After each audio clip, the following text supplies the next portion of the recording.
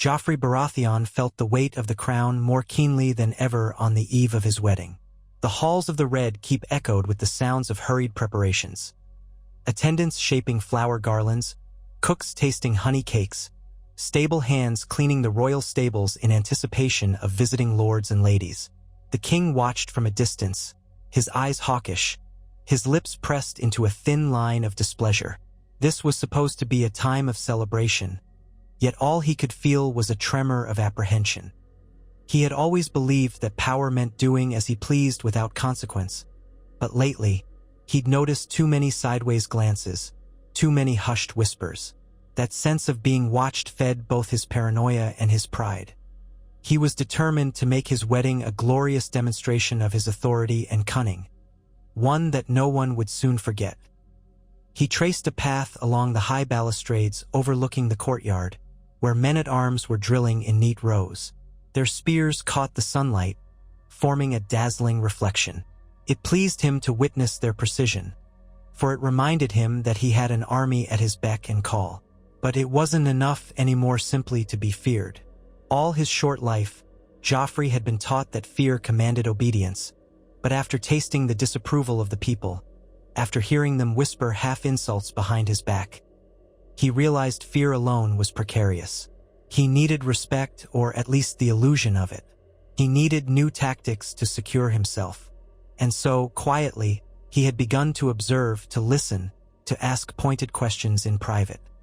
He even consulted his mother's whispered counsel, and, more daringly, the occasional murmured suggestion from his uncle Tyrion, though he despised the imp and often felt the sting of humiliation from the man's wit. Leaning over the railing, Joffrey let his gaze linger on the great walls of King's Landing. The city below spread outward in a labyrinth of squalor and splendor, from the bright banners of noble manors down to the mud-streaked alleyways of Flea Bottom.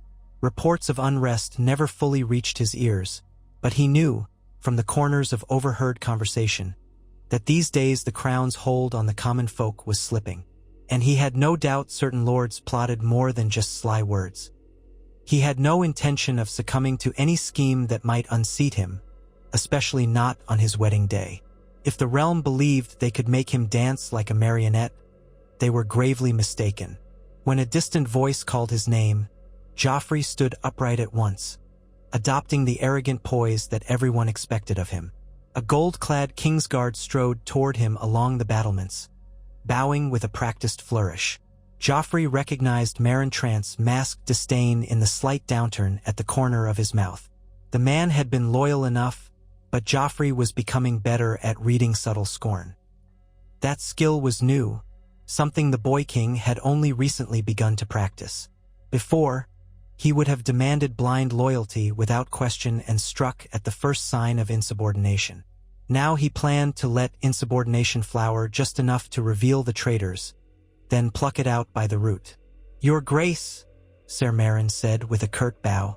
"Her Grace the Queen Regent requests your presence in the small hall. Preparations for the feast require your approval." Joffrey waved his hand in a gesture that mimicked nonchalance, though inwardly, a small tug of discomfort gnawed at his chest. The Queen Regent, his mother, had always exerted power over him, guiding him like a hand in a velvet glove. But something in Cersei's manner lately suggested she was losing her grip.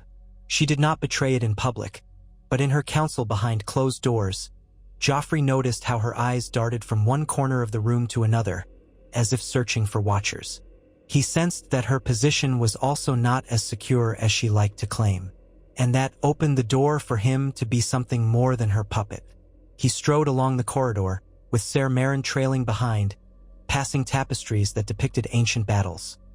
Targaryen dragons breathing fire upon rebellious lords, or black-haired Baratheons smashing foes with hammers. Joffrey's footfalls echoed on the polished floors, the clack of his heels steady, a reminder that he was king. That thought filled him with a secret exultation. He was no mere prince. He was sovereign over the 7 kingdoms. The only question was how to hold those kingdoms together. He was still young, yes, but old enough to see that death and betrayal lurked in the corners.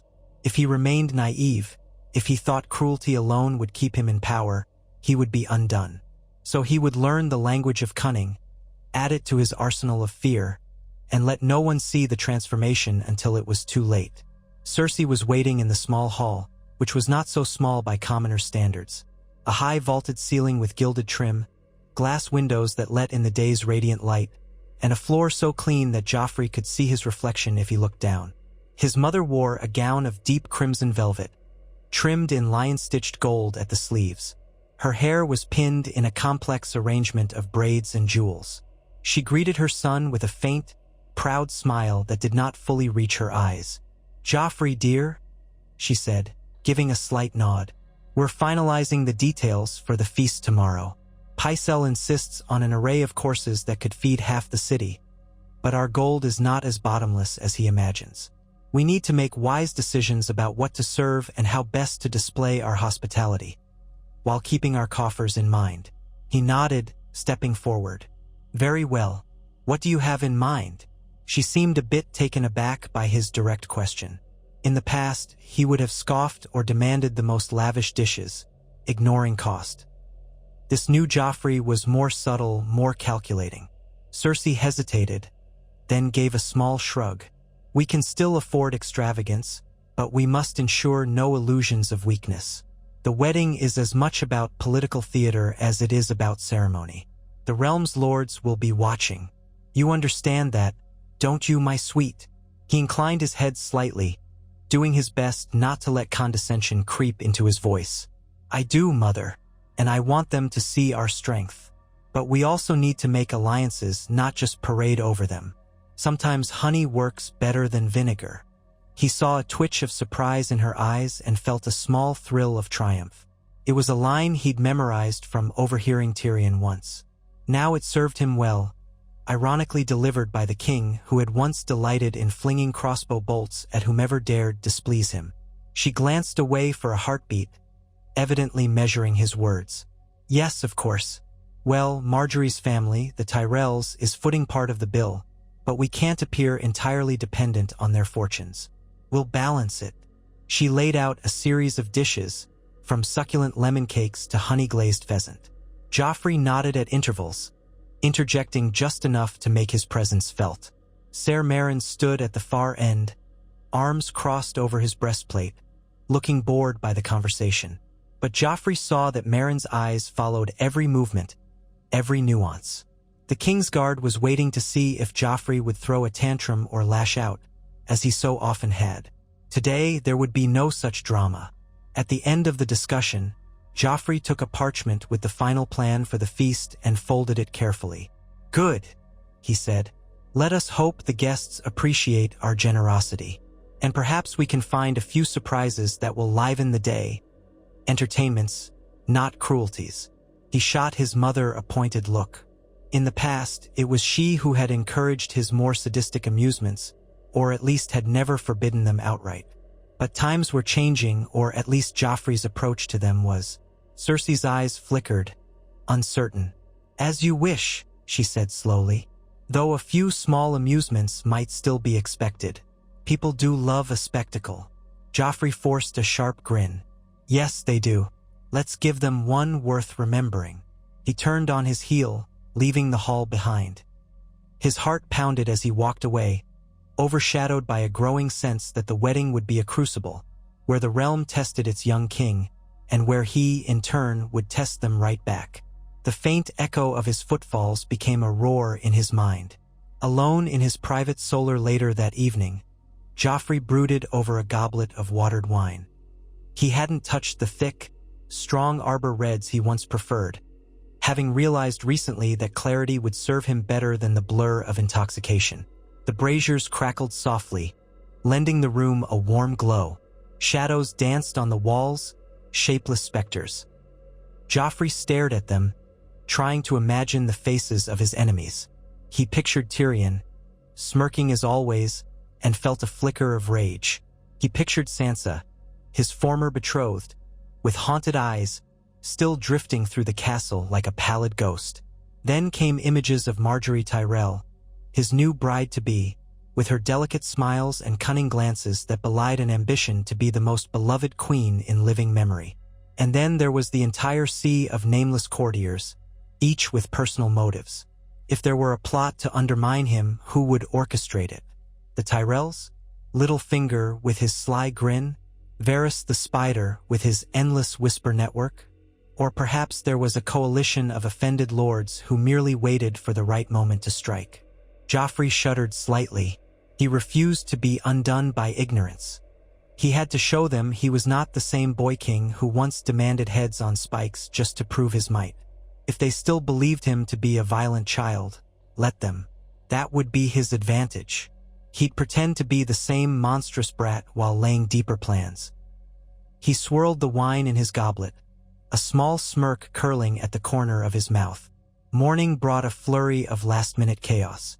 The sound of trumpets blasted through the corridors, heralding the arrival of highborn guests from all corners of Westeros. Joffrey donned his finest tunic of crimson brocade, trimmed with golden thread in the shape of roaring lions. He fixed a simple golden crown, lighter and more elegant than the heavy monstrosity he wore at formal court, atop his head. Sandor Clegane, the Hound, stood by the door, massive arms folded over a thick chest. His burned face bore the usual scowl, but his gaze swept the corridor like a wary sentinel. "Your wedding day," Sandor muttered as Joffrey stepped out. "You're about to find out that marriage is another kind of cage." Joffrey almost snapped at him, but stopped himself. Instead, he gave a dismissive wave. "You're free to keep your opinions, dog. Just do your duty." The old Joffrey would have hurled an insult or a threat, but this day was too important for petty displays. He strode off, flanked by 2 Kingsguard knights, leaving the Hound to trail behind at a respectful distance. Inside the Great September of Baelor, sunlight streamed through colored panes of glass, casting rainbow-hued patterns upon the polished marble floor. The high, arched ceiling made every whisper echo. The altar was bedecked with flowers and golden candelabras. A hush fell as Joffrey took his place at the front, turning to watch Margaery Tyrell begin her slow procession down the aisle. She was radiant in a gown of pale green, the fabric hugging her slender form. Her dark brown hair was woven with golden roses.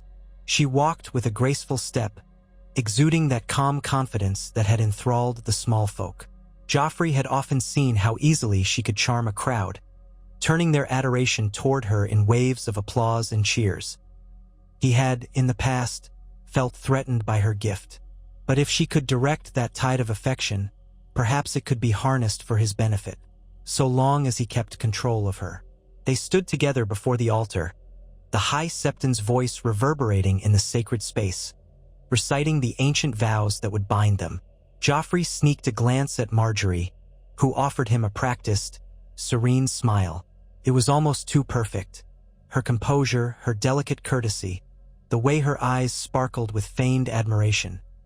He recognized it all now for the political dance it was. Once, he might have considered it genuine adoration for him. Now he understood better. But that was no reason to despise her, not when they could collaborate, each with their own brand of deception. He took her hand and repeated the words of the vow, voice echoing with surprising steadiness. The crowd erupted into applause as the ceremony concluded. Lords and ladies stood from their pews, stamping their feet in approval. The small folk gathered outside the September cheered wildly, for they loved a royal wedding.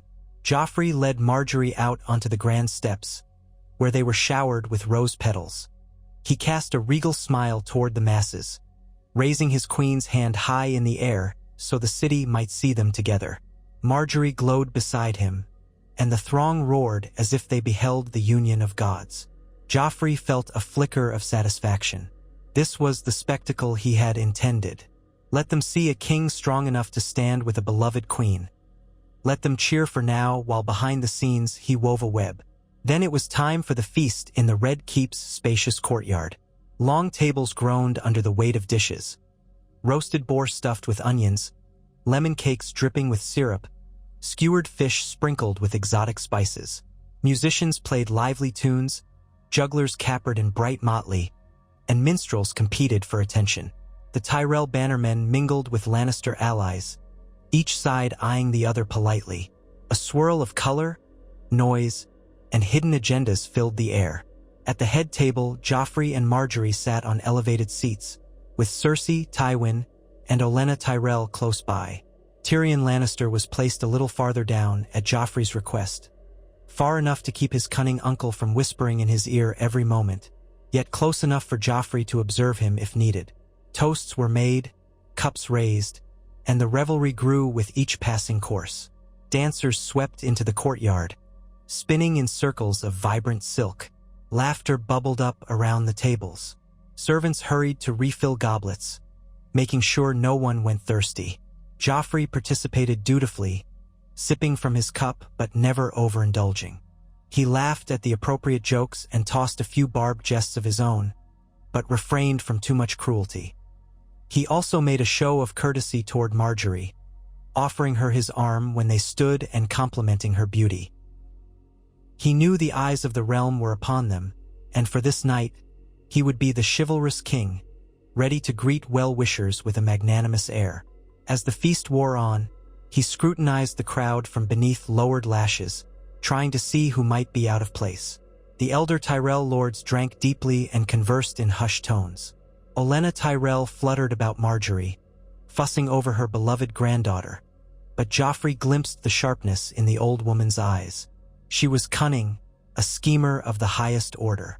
It was impossible to read whether she harbored true malice or was simply orchestrating some advantage for House Tyrell. Cersei remained mostly silent, her gaze slicing across the crowd like a blade, but even she seemed unnerved at times, her posture rigid.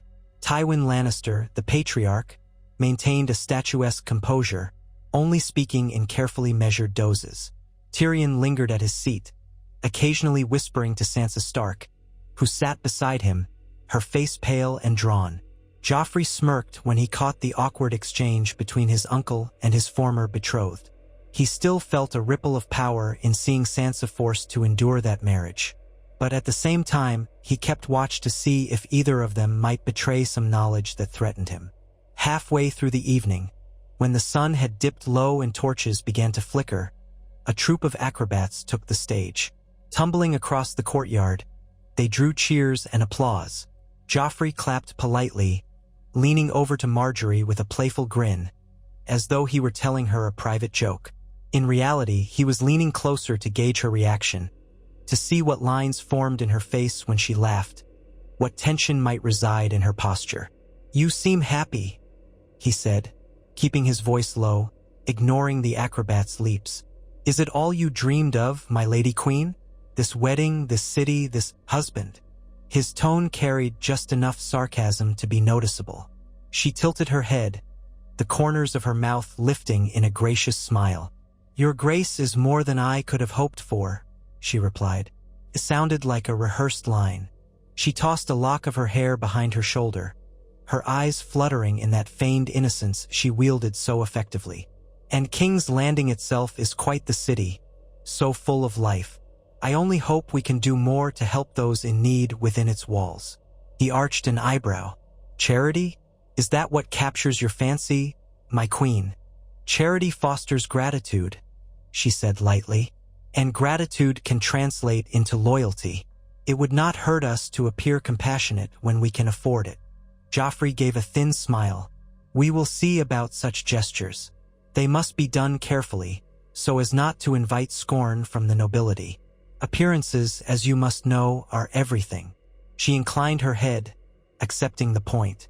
"Of course, my king." Their conversation was cut short by a new performance. Dwarfs dressed in mock armors of houses Baratheon, Stark, Tyrell, Lannister, Targaryen, and Martell.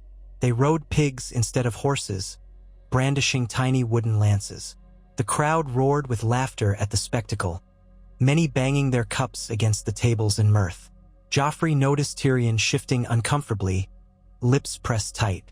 In the original plan, it had been Joffrey's idea to humiliate his uncle. But now Joffrey watched the fiasco with a measured gaze, sensing how the jest affected those around him. Some lords laughed heartily, while others looked disturbed at the casual mockery of war. From the corner of his eye, he saw Margaery's pained smile, and even her grandmother Olenna seemed unamused. Nonetheless, Joffrey allowed the performance to continue. Let them see a bit of cruelty. Let them think he was the same capricious tyrant. Halfway through, he raised a hand and declared, "Enough," in a bored tone, then tossed each dwarf a coin without further comment. The dwarfs left the stage, confusion written across their faces at such abrupt dismissal. The onlookers regarded one another uneasily. Joffrey returned to his seat, meeting Tyrion's gaze for a second. Tyrion's expression was unreadable, but Joffrey recognized the tension there. Good. If the imp was rattled, he might slip and reveal more than he intended. Evening fell deeper. Servants hurried to light braziers around the courtyard, and the glow of candlelight gave everything a soft, flickering charm. The revelry continued in waves, with toasts, laughter, and the occasional whisper of gossip. Joffrey felt a tug of weariness, but he steeled himself, determined to keep his faculties sharp. Moments later, a young cupbearer approached, pouring a fresh batch of wine into Joffrey's goblet. The boy's hands trembled slightly, sloshing some liquid over the rim. Joffrey felt a spark of anger flare at the clumsiness, yet he tempered it. He would not break this facade so easily. "Hold it steady," he hissed quietly. The boy mumbled an apology and hurried away. Joffrey set the goblet aside for a moment, letting the notion sink in. If Enion he wanted to poison him, this was an ideal chance. In the original scheme of things, this was indeed the moment when poison might slip into his cup. He had been forewarned, by a mixture of intuition and subtle investigations, that he should beware. This time, he had taken precautions, instructing only certain servants to handle his drink, and making sure to keep a tight watch on them. And at the last minute, he had decided to imbibe as little as possible. He might raise the cup to his lips, but only the faintest sip would touch his tongue. Across the table, Marjorie caught his eye. "You're not drinking much," she said, her voice low enough that only he could hear, though the corners of her lips maintained their public smile. He shrugged. "I've had my fill," he lied. Then he turned to call out to the crowd. "I thank you all for attending this glorious feast," he proclaimed, rising to his feet. The courtyard hushed. All eyes were upon the king. "We have had our fun, our entertainments, and now, before the night grows old, I wish to announce something special. A little gift, from me to my beloved new queen, to show my devotion." Marjorie's eyes widened slightly in genuine surprise. Joffrey gestured, and half a dozen musicians stepped forward with strange instruments seldom seen in King's Landing. Imported from across the sea, they produced a haunting, melodic harmony when played together. The courtyard filled with the delicate sound, high and sweet as a lullaby. Gasps of appreciation rippled through the guests. Then from behind a curtain at one end of the courtyard, a troupe of exotic dancers emerged, gliding gracefully, adorned in shimmering fabrics that caught the torchlight. They performed a slow, hypnotic dance that enthralled the audience, creating an otherworldly atmosphere that contrasted starkly with the coarse dwarf mockery from earlier. Marjorie was clearly taken aback, her cheeks flushed with a genuine admiration for the performance. Joffrey had commissioned these dancers in secret, specifically to catch his bride off guard, to demonstrate that he could bestow beauty and splendor as easily as he could inflict fear. The crowd murmured approval, for it was an elegant spectacle, a testament to the lavishness of the royal wedding. Even Olenna Tyrell nodded in mild endorsement, though Joffrey noticed her glance around warily, as if to see who else might be impressed. When the dance concluded with a flourish, Joffrey took Marjorie's hand and led her in applause. Then he bowed to her theatrically, inspiring hoots and cheers from the assembled guests. It was a moment of rare warmth, carefully orchestrated. The tension that had lingered over the crowd eased. Joffrey could sense how their opinion of him might be softening, if only a fraction. He made a mental note to keep weaving these threads of deception. Let them see a different side of the king, just enough to confuse them, to keep them guessing. Yet beneath the surface, dread still gnawed at him. He cast an appraising look at the various lords, scanning their faces to see if any were alarmed or disappointed by his shift in behavior. Peter Baelish was not present.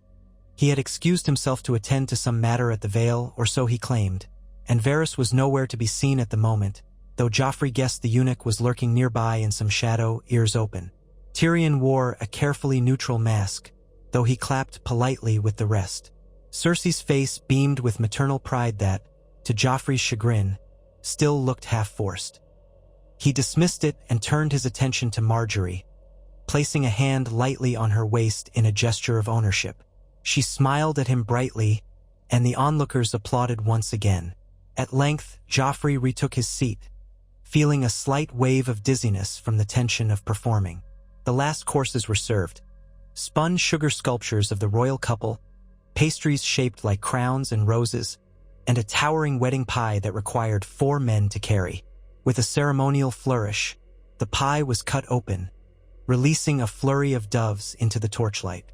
A wondrous sight, except a few startled birds fluttered into the braziers, igniting small bursts of flame. The crowd erupted in a mix of gasps, laughter, and shocked cries. Joffrey forced a laugh that verged on genuine. The display was chaotic, but it captured the essence of the evening. Beauty, danger, and unpredictability all swirled together. Eventually, he stood again to propose the final toast. Servants bustled with renewed energy, pouring fresh wine into goblets all around. Joffrey's cupbearer came forward, hands steadier this time, and filled the king's cup. Joffrey watched intently, making no secret of his scrutiny, letting the servant know that any misstep would be noticed. Then he raised the cup, swirling the crimson liquid within, and said, "To our queen, to our houses joined, to the 7 kingdoms united under one crown." Everyone stood and raised their cups in unison. The courtyard thundered with a collective shout of "Hear! Hear!" Joffrey brought the cup to his lips. This was the critical moment. The world seemed to slow down. He tipped the goblet, allowed the wine to barely wet his lips, then lowered it. He carefully avoided swallowing, turning to look at Marjorie, making it appear he sipped. He could almost feel the eyes of the crowd on him, some in admiration, some perhaps in anticipation of something more sinister. Marjorie smiled, took her own drink. All around them, guests followed suit, draining their wine or sipping in solidarity. As Joffrey set his goblet aside, he let out a silent breath of relief. If there was poison in the cup, it had no chance to take root. A hush lingered, and for a dreadful moment he wondered if someone else might still attempt to force him to drink. The hush ended in an outburst of applause and hearty cheers. Plates clattered, silverware clinked, and the wedding feast resumed its final notes of celebration. Joffrey's heart pounded in his ears. He had done it. He had sidestepped the trap that fate had seemingly set for him in another timeline. Now, if anyone had tried to poison him, they would be sorely disappointed. And if not, well, his caution would not go to waste. He'd made a statement. He was not a foolish boy. He could play this game. He had survived his wedding day, no choking, no final gasp in Marjorie's arms. He would continue to reign. Hours later, long after the final guests stumbled away from the tables, the king and queen were escorted to their royal bedchamber. The corridor was quiet, lit by dimly flickering torches. Marjorie walked beside him, her face unreadable in the shifting shadows. Maids trailed at a discreet distance, ready to help the queen disrobe and prepare for the bedding ritual.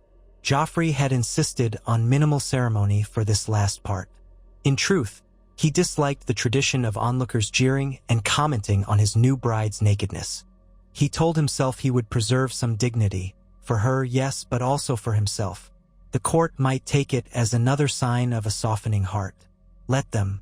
He had to choose his cruelty with more precision. When they reached the heavy wooden door of the bedchamber, the Kingsguard halted outside. Marjorie's maids followed her in, then helped remove her intricate gown and accessories, piece by piece, in near silence. Joffrey stood by a tall mirror, removing the embroidered doublet he wore. One of his squires tried to help, but Joffrey waved him off, preferring to do it himself. Finally, they stood alone, king and queen, save for 2 maids waiting in the corner, eyes downcast. Marjorie spoke first, her tone gentle. "You surprised me tonight." He met her gaze through the mirror. "Did I? In what way?" She stepped closer, trailing the faint scent of rosewater. Her eyes shimmered with curiosity. Your gift of the dancers, the courtesy you showed, the glimpses of, shall we say, benevolence? I did not expect it from what I'd heard. Joffrey allowed himself a slow, measured smile. A king must sometimes defy expectations. She lifted a hand to adjust a small golden rose pinned in her hair. That might be a good lesson for both of us.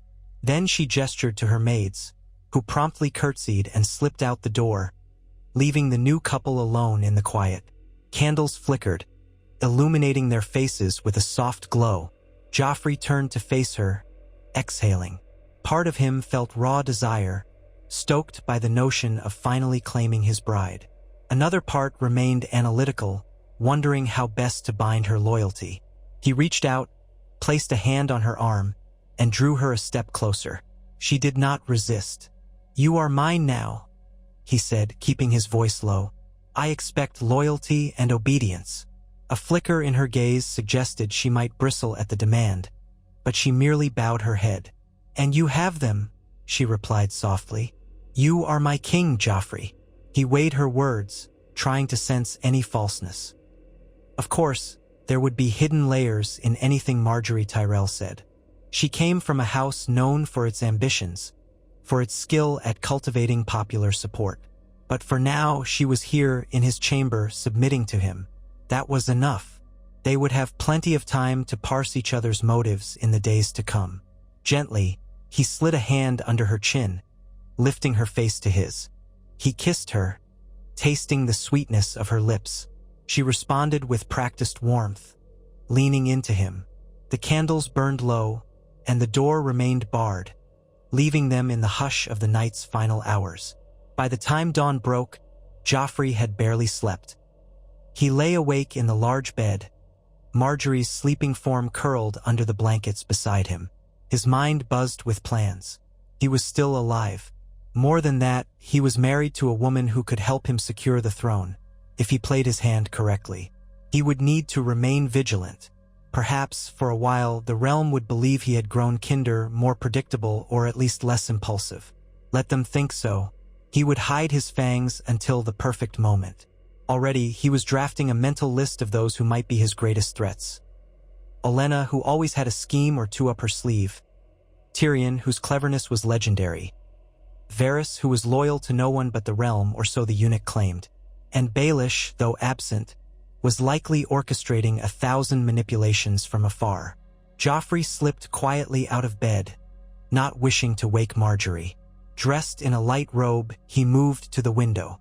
King's Landing sprawled before him, rooftops and towers catching the pale sunrise. The streets were mostly empty at this hour, but soon they would teem with life, with rumor, with the ceaseless churn of a city that thrived on trade, gossip, and intrigue. A realm perched on 1,000 subtle balances.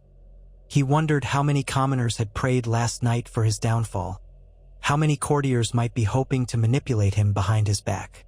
Once, he would have demanded they all bow or die. Now, he told himself he would learn to bend the city to his will through more than just terror. He splayed his hand against the cold stone of the window ledge, letting a stray breeze cool his face. He thought of his father, or rather, the man he once believed to be his father, Robert Baratheon, a king who ruled through brute force and the memory of a rebellion that had shattered the Targaryen reign. Robert's hold on the Iron Throne had rested on fear, but also on the loyalty of his war companions, men like Ned Stark. But Robert had grown complacent, sinking into wine, feasts, and hunts.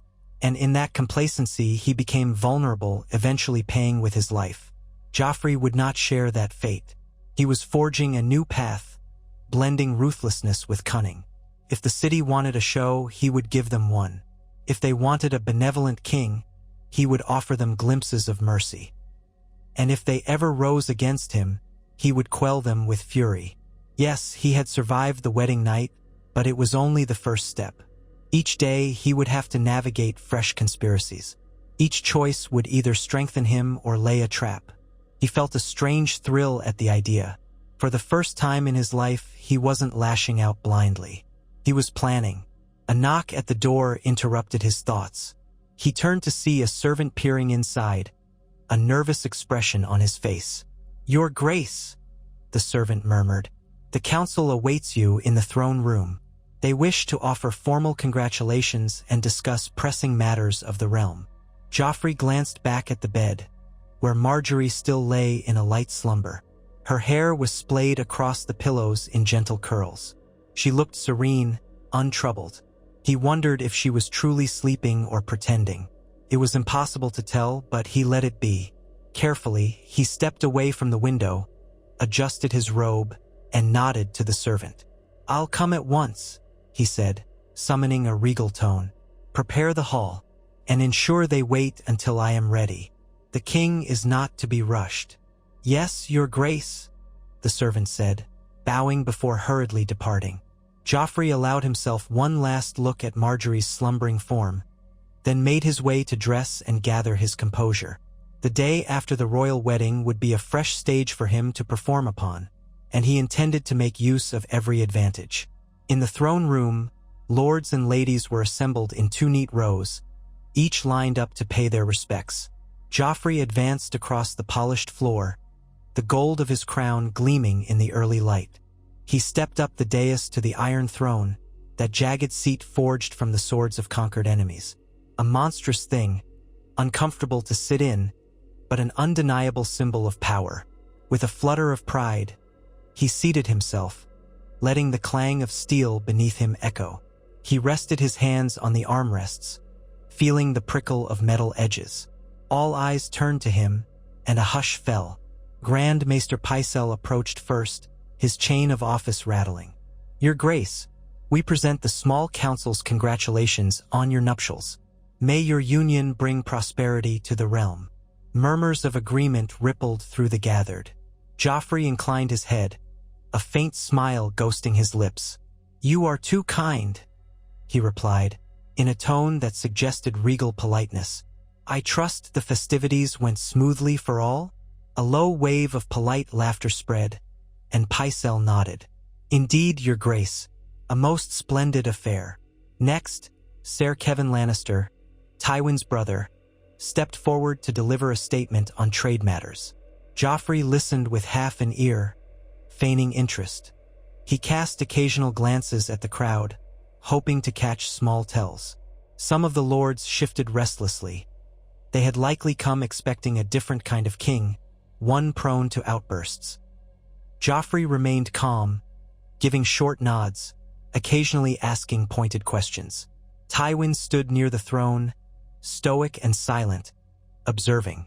Once or twice, Joffrey felt the man's gaze on him, piercing and inscrutable. His grandfather was not easily fooled by small shifts in behavior. Tywin must sense something was different in his grandson. Whether he approved or mistrusted it remained to be seen. Next came Mace Tyrell, Marjorie's father, fawning effusively as usual about the success of the wedding. He proposed fresh shipments of grain from the Reach to help feed King's Landing.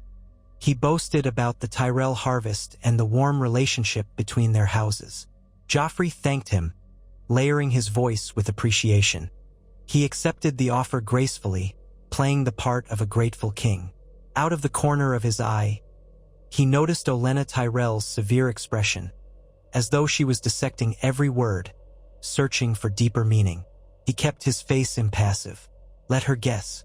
When Tyrion finally stepped forward, Joffrey felt a tension coil in his gut. The imp bowed, lips twisted in something that might pass for a smile. "Your Grace," he said in that cultured accent. "On behalf of the crown's finances, I humbly inform you that the wedding was extravagant, but I'm certain the realm will sing praises for centuries of how wondrously it was executed." The dryness in his tone indicated a jab. Joffrey resisted an urge to snap back. Instead, he clasped his hands, leaning forward. "I trust the costs can be recouped through wise management. You do remain my master of coin, do you not?" Tyrion's eyebrows lifted slightly. "At your pleasure, Your Grace.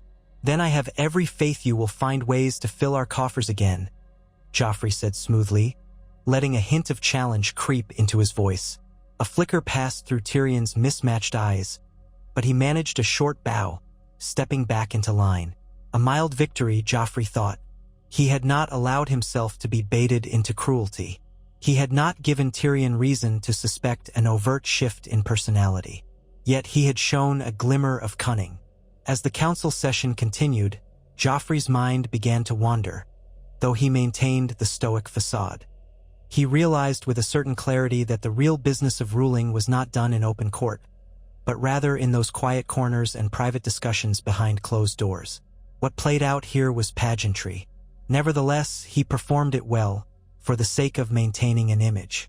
By the time the last petitioner spoke, he felt a knot of tension in his shoulders.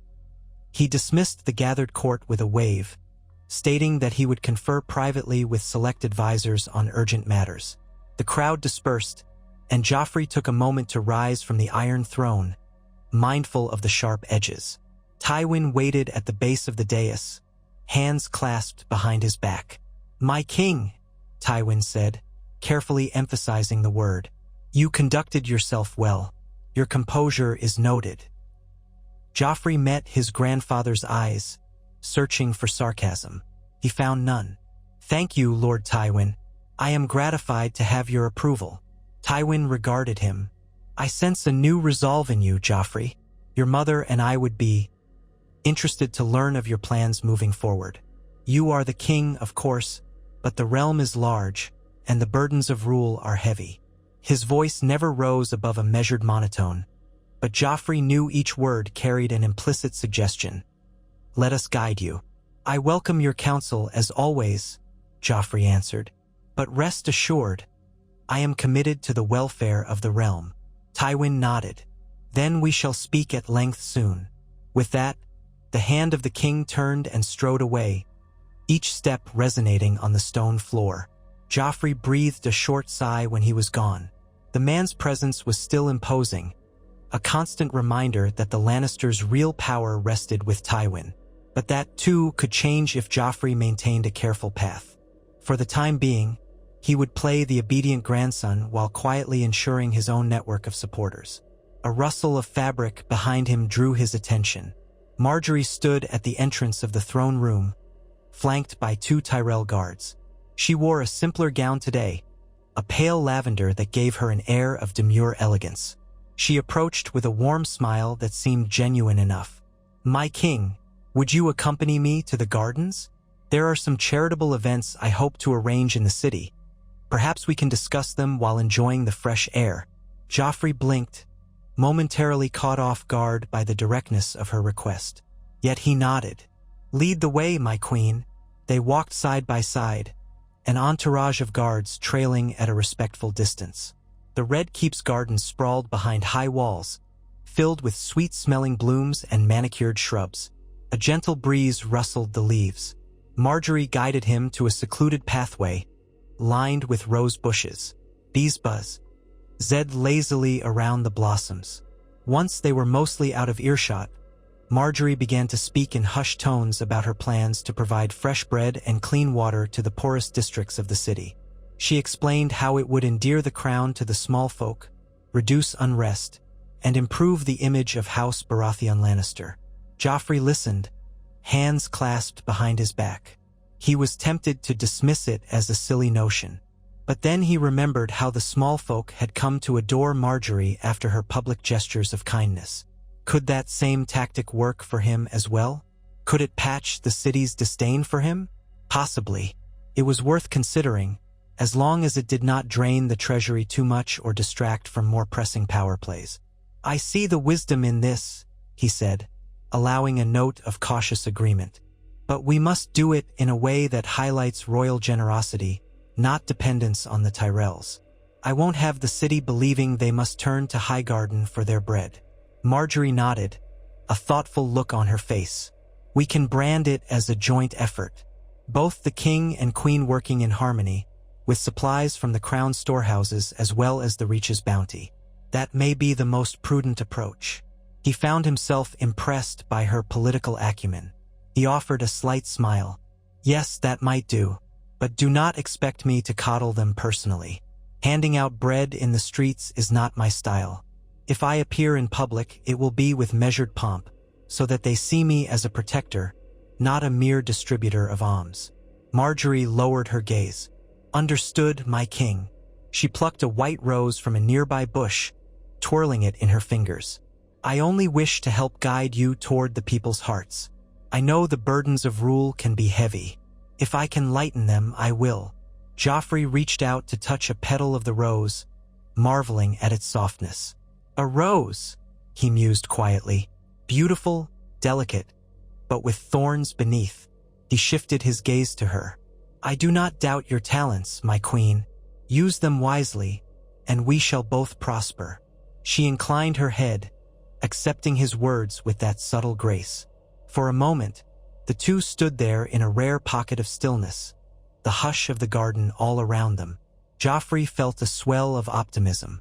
He might actually turn the realm's opinion in his favor. With Marjorie at his side, playing the benevolent face of the monarchy, and with his newly nurtured cunning, perhaps he could secure the throne for the Lannister-Baratheon line indefinitely. A sudden clamor at the garden's entrance broke the moment. Ser Meryn Trant appeared, a grim look on his face. He strode forward, bowed hastily. "Your Grace, we have a situation." A body was found in the corridors near the kitchens. One of the servants, apparently. "There's evidence of foul play." Joffrey felt the muscles in his neck tighten. "Foul play? What sort?" Trant hesitated, his normally impassive face etched with concern. "Poison. A vile substance was found near the scene, possibly the same servant who poured your wine. We're not certain yet. The gold cloaks are investigating." Marjorie's hand flew to her mouth in alarm. Joffrey felt a cold knot in his gut. So there had been an attempt on his life. Someone had paid or coerced that servant. And now the poor fool was dead. He swallowed, forcing calm. "See that it's discreetly handled. I want no panic. Interview everyone who came into contact with him. We must find who orchestrated this." Trant bowed. "Yes, Your Grace. We'll act quickly." As the Kingsguard took his leave, Joffrey exchanged a tense look with Marjorie. She lowered her gaze, unsettled. The air around them felt heavier. Joffrey realized that the game was already in motion, and the stakes were life and death. He reached for Marjorie's hand and squeezed it gently, letting the moment linger. He did not speak. No words were necessary. They both understood that the world they lived in was perilous. If the king's new approach to ruling threatened certain plots, those plotters would not hesitate to kill him. Their footsteps echoed on the stone path as they returned inside, the rose falling from Marjorie's hand to lie on the gravel, petals fluttering in the breeze. Joffrey's mind raced. He would need to root out the conspiracy and crush it, but he would do so with caution. If he revealed too much awareness of the danger, the conspirators might vanish into the shadows. If he acted too meek, they might press harder. No, he would keep this knowledge close, continuing to outwardly show the facade of a kinder king while preparing to strike. His wedding day might have passed without the lethal outcome once fated for him, but the game had only just begun. He imagined the look on their faces, the unseen foes, when they learned their attempt had failed. He pictured their fear. A slow smile curved his lips. Joffrey Baratheon was no puppet. He would not bow to any hidden power, and he had just proven he could avoid a trap that once claimed his life in another telling of events. Let them come. He would be ready. He would always be ready. That night, as shadows fell over King's Landing, Joffrey sat once again in his solar, a single candle lighting the parchment before him. He was drafting a list of names, people he suspected might have a hand in the attempt on his life. Olenna Tyrell? Littlefinger from afar? Some lesser lord with revenge on his mind?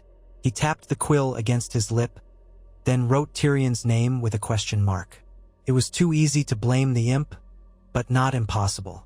Then he wrote Sansa with a fainter question mark. She had reasons to hate him, but did she have the means? Unlikely. He wrote Varys, Baelish, and even Pycelle. Then he paused and added a broader category. Unknown Sellsword or agent from Dorne? The Martells had no love for the Lannisters. Or perhaps it was the North, some Stark loyalist cunning enough to infiltrate the kitchens. The possibilities spanned wide as the sea. Setting down the quill, he leaned back in his chair. A cunning king didn't wait passively. He needed watchers of his own, spies loyal to him alone.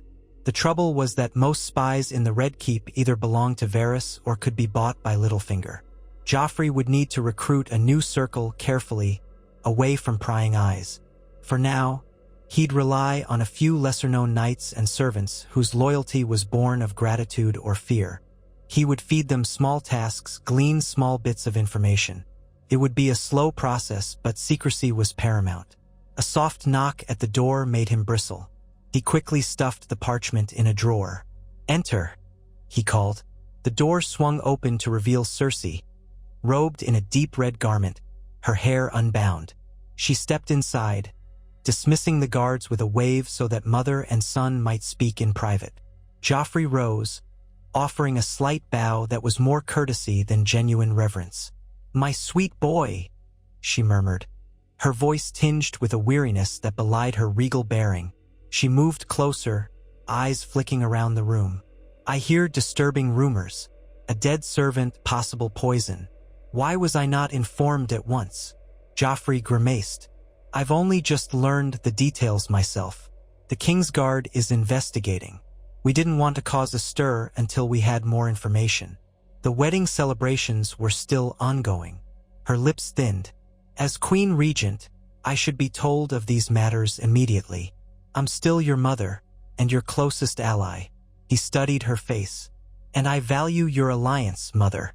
But some things are better handled quietly." He paused, letting the implication hang in the air, that her own involvement might cause more complications than it solved. "We don't want every lord and lady trembling in fear that the Red Keep is riddled with assassins." Cersei's gaze hardened, but she nodded. "True enough. Still, this is dangerous. Who do you suspect?" He frowned, considering how much to share. "Many have reason to see me dead, but I suspect the Tyrells are involved somehow. The servant who died worked in the area near their retinue's chambers. Olenna might be behind it or someone in her confidence." Cersei's eyes flared with hate for the Tyrells, as if she'd been waiting to confirm a suspicion. "They've always been grasping, that family. Marjorie puts on a sweet face, but she's a sly one. We should be cautious of her as well." Joffrey nodded, deciding not to reveal the extent of his collaboration with Marjorie. He needed Cersei to remain off balance too, not entirely certain of his moves. "I'll watch her closely. And Tyrion," Cersei added. "Never forget about him. He'd love to see you humbled or worse." "Yes," Joffrey said neutrally. "I'm aware." They stood in silence, mother and son, each one evaluating the other. At length, Cersei stepped forward and placed a cool hand on his cheek, a gesture reminiscent of childhood. "You must be careful, my dear. You're the king now, but the throne is a lonely seat. Enemies lurk everywhere. Trust me to protect you." Joffrey fought the urge to recoil. Instead, he gently removed her hand. "I'll keep your counsel in mind," he said. "But don't worry, mother. I won't be taken by surprise." She studied him for another moment, then offered a faint smile. "Good. I will do what I must to keep our house safe." When she turned to leave, Joffrey felt a swirl of conflicting emotions. Gratitude for her concern, resentment of her attempts to control him, and a tremor of fear that she might become an obstacle if she suspected he was outgrowing her guidance. The door closed behind her, and he was alone again. He walked to the small mirror on a side table, gazing at his reflection in the candle's glow. His face was still boyish, framed by pale golden hair, but he sensed a dawning hardness in his eyes. He was evolving like iron tempering in the forge. The realm would see him differently in time. Some would appreciate a steadier hand at the helm, others would hate him for it. But they would all have to submit or perish.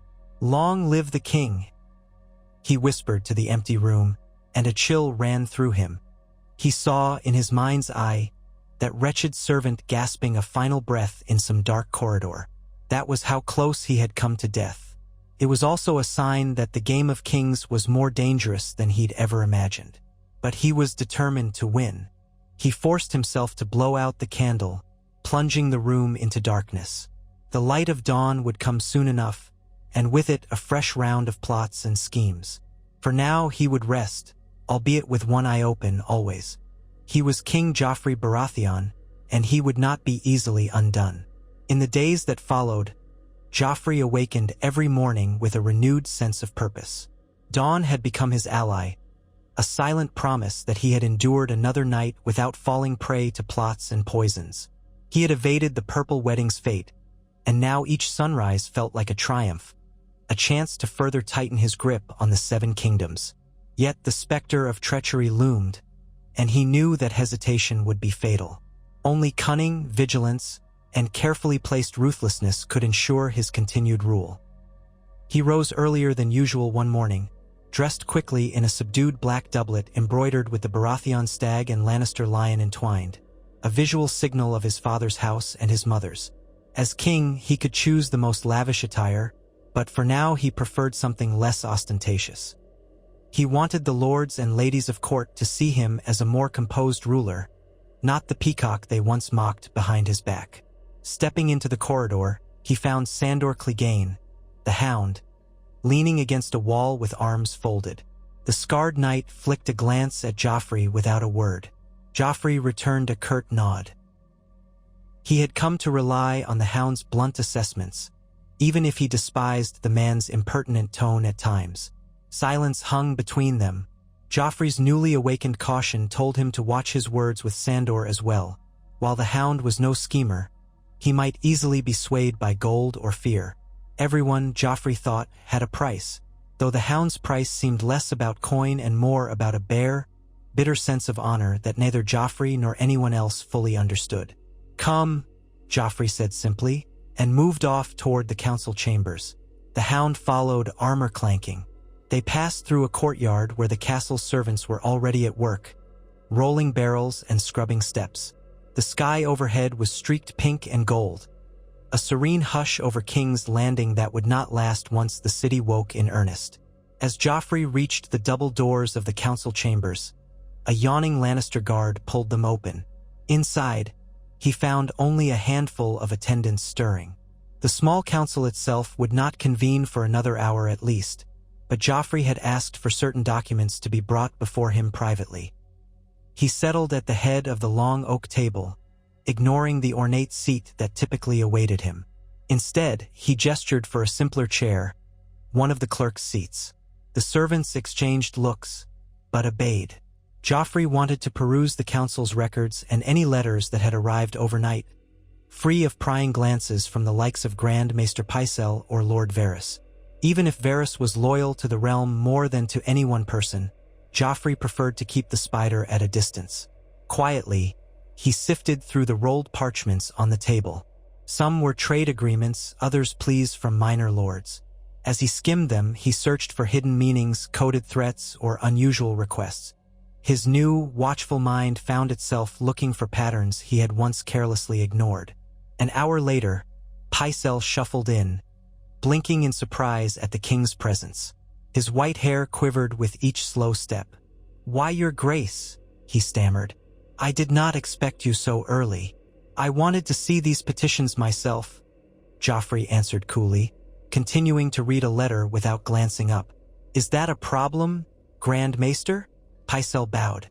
"No, not at all. Your diligence is laudable." He clutched his chain of office as though it weighed on him more heavily than ever. "If I may be of service, you can begin by summarizing any urgent issues that have arisen," Joffrey said. He finally looked up, leveling Pycelle with a stare. "And do keep it brief."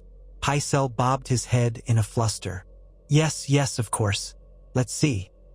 There have been some complaints from the Iron Bank of Bravos about overdue payments on the Crown's debts.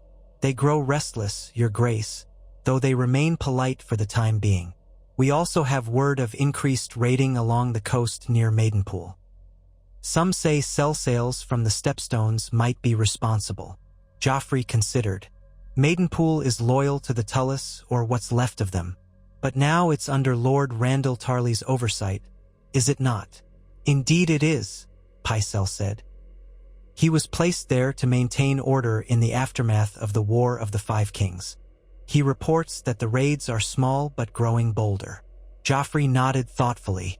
I'll want Lord Tarly's latest dispatch. And as for the Iron Bank, he tapped his fingers on the table. I have no intention of letting them think we're weak. Perhaps Tyrion can negotiate new terms. He's good with numbers, for all his flaws. Pycelle frowned. Shall I send word to the Master of Coin, then? Joffrey gave a curt nod. Yes, but discreetly. I don't want a public spectacle over our finances. Let Tyrion handle it quietly, away from rumors. The doors swung open, admitting more members of the small council. Ser Kevan Lannister and Mace Tyrell entered side by side, each bowing to Joffrey. Soon after, Olenna Tyrell arrived, escorted by a pair of Tyrell knights who lingered outside. She greeted Joffrey with a grandmotherly smile, but the canny spark in her eyes gave him pause. He made certain to keep his own expression neutral, recalling the name Olenna scrawled on his secret list. She offered a polite curtsy. Your Grace, up before the rest of us lazybones, I see. Joffrey forced a faint smile. A king's work is never done. He gestured at the seats. Let us sit and begin. Tywin arrived last, making his entrance with measured strides. He paused in the doorway, silver hair gleaming in the morning light. His gaze swept the room. Joffrey stood, inclining his head in a show of respect he hoped would soothe Tywin's pride. The older man took his place to Joffrey's right without comment. When all were seated, Joffrey launched into the matters of state. He questioned Mace Tyrell about the promised grain shipments. Mace beamed with self-satisfaction as he explained that his wagons would be leaving the Reach within a fortnight. Olenna cut in with wry remarks about Mace's capacity for pomp and, in typical fashion, took subtle credit for organizing the shipments herself. Tywin merely listened, occasionally offering a pointed question about distribution and costs. Kevan Lannister, methodical and even-tempered, spoke on trade routes and the security of roads. All the while, Joffrey kept a calculating eye on Olenna. She wore a headdress of pale green cloth embroidered with gold roses, the folds framing her wrinkled face. But the lines on her features told a story of sharp wit, not frailty. If she had orchestrated the poison attempt, she was either brazen or confident enough to remain within Joffrey's reach. However, not once did she betray a flicker of guilt or fear. When the discussion turned to the matter of the dead servant, Joffrey pretended ignorance. He looked to Kevan, who headed the inquiry. Uncle, what have we learned of the poisoning in the kitchens? Kevan cleared his throat. Little so far, Your Grace. The man's name was Harrell. He'd worked in the Red Keep for 6 months, employed initially under the master cook. As far as we can tell, he had no obvious affiliations. But we're still investigating. The gold cloaks found a small sachet of crystal residue in his quarters. Likely the poison itself, though Pycelle is examining it. Pycelle nodded. I suspect it to be the strangler, a rare essence that causes the throat to tighten and foam. Hard to obtain, but we shall see if tests confirm it. The strangler, Olenna repeated, her tone tinged with fascination. She slid her gaze toward Joffrey. A most horrid way to go. I'm glad it was discovered before it did its worst, Joffrey made no visible reaction, though her words pricked at his composure. Indeed, he replied. Thank the gods my cupbearer spilled more wine than I drank. He let the statement hang, implying that luck or cunning had saved him. Continue investigating, Uncle. I want every corner of the keep searched for more of this poison. Kevan bowed. As you command, Your Grace. When the meeting adjourned, Tywin motioned to Joffrey. A moment, if you will. The others took their leave, though Olenna lingered long enough to throw Joffrey one final, cryptic smile before departing. At last, only Tywin, Joffrey, and a pair of silent guards remained in the chamber. Tywin folded his hands behind his back. The realm expects strength from you, and from what I see, you are beginning to exercise it more judiciously. Good. Joffrey kept his voice level. I appreciate your acknowledgement, grandfather. Tywin's pale eyes pinned him. However, be cautious. A perceived change in your demeanor will spark curiosity. Allies will wonder if you are losing your edge. Enemies will wonder if you're vulnerable. He paused. Is this newfound restraint genuine? Or is it a tactic? Joffrey met that stare without flinching. Does it matter? The effect is what counts. Let th.m. underestimate me if they wish. Tywin regarded him for a moment in silence. Then, in a rare gesture of approval, he inclined his head. Very well. As long as you remember that in this game, the slightest sign of weakness can be deadly. Be cunning, yes, but never let them forget you rule by right of conquest. And you have the Lannister name behind you. With that, he strode out. Joffrey stood there, the slow echo of Tywin's footsteps receding. A mixture of satisfaction and resentment warred in his gut. He refused to be just a piece on Tywin's board. He had his own moves to make. Once certain he was alone, he left the chamber, the hound following in his wake. Outside, the sun was higher, sending slanting beams of warmth across the castle stones.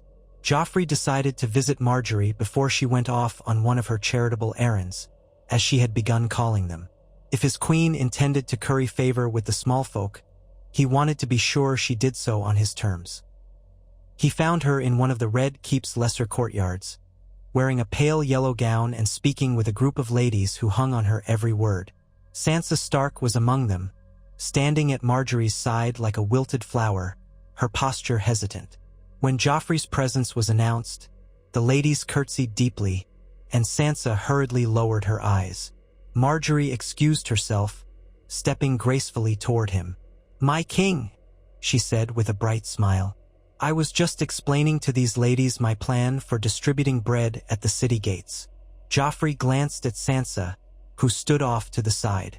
He felt a flicker of old contempt. "Lady Sansa, you seem to enjoy these charitable discussions," he said in a clipped tone. "Am I to assume you'll be accompanying my queen on her next venture into the city?" Sansa looked up, startled. If it pleases your grace," she managed. Margaery interceded smoothly. "She's been quite helpful. The people still remember her betrothal to you, my king, and some harbor sympathy for the daughter of House Stark, especially in light of the tragedies in the north. I thought her presence might foster goodwill." Joffrey gave a thin smile. "Yes, I suppose so." Deep down, he took a certain satisfaction in seeing Sansa forced to collaborate with Margaery on these tasks, a far cry from the princess-like life she'd once imagined. At the same time, he needed to ensure Sansa did not exploit such outings to conspire with enemies. "Very well, do what you must, but you'll have extra guards." Margaery nodded. "Certainly." He regarded her ladies, then flicked his gaze back to Margaery. "Walk with me," he ordered. She complied without hesitation, trailing a half-step behind him as they rounded a corner into a quieter hallway. She glanced up at him. "Is something amiss, my king?" He considered how much to tell her. The news of the Strangler must already be common knowledge within the castle, so secrecy was futile there. But trust was a currency he could carefully dole out. "We've identified the poison," he said curtly. "The Strangler. That's what nearly ended me." Margaery's lips parted in feigned surprise. "It's a notorious poison," she whispered. "I've heard it comes from the Jade Sea, that it can be hidden in liquids quite easily. Truly horrifying." He watched her reaction, searching for cracks in her composure. "Indeed, and someone had the audacity to use it under our noses." She let out a soft sigh. "You're fortunate to have avoided it." "I shudder to think—" She paused, brushing her hand lightly across his arm in a gesture of concern. "Joffrey, if I can help in any way, if there's anything you need." He stopped walking, turning to face her. "I need loyalty," he said firmly. "I need your eyes and ears among your Tyrell kin. If they plan anything at all that might harm me or the crown, you will inform me." Immediately, her eyes flickered. "Of course, they are my family, but you are my husband. I will do my duty, as you do yours." He pressed closer, lowering his voice. "Words are wind, Margaery. Prove it. Be vigilant. If Olenna or any of them breathe a word of treachery, I want to know." She nodded, exhaling slowly. "I understand. I'll be watchful." But be careful not to alienate the Tyrells entirely. We need their grain, their armies, their influence with the faith. His hand shot out, gripping her chin, though not harshly enough to bruise. I know what we need, he hissed. Don't lecture me. Just do as I say. Her eyes remained wide, but her voice was calm. Yes, my king. After a tense moment, he released her. Her composure never broke, her eyes never watered. She was skilled at enduring such roughness, that both impressed and unnerved him. She stood there, poised, as though she had expected this kind of response. Slowly, Joffrey stepped back. Go then, he said. Attend to your charities, but remember where your loyalty lies. She inclined her head in a graceful bow, then turned and made her way back to her retinue, leaving Joffrey to watch her retreating form. He felt a swirl of conflicting emotions. Marjorie was both ally and potential threat, just like everyone else in this den of vipers. He spent the next hours in the castle yard, inspecting the royal guard. The Hound followed at a distance, while Ser Marentrant tried to impress the king by drilling the men in elaborate spear formations. Joffrey pointedly asked about shift rotations, watch schedules, and the location of each checkpoint inside the Red Keep. In the past, he wouldn't have cared about such details, trusting others to handle them while he indulged in amusements. But now every aspect of security mattered. He wanted to ensure there were no blind spots, no avenues for an assassin to slip through.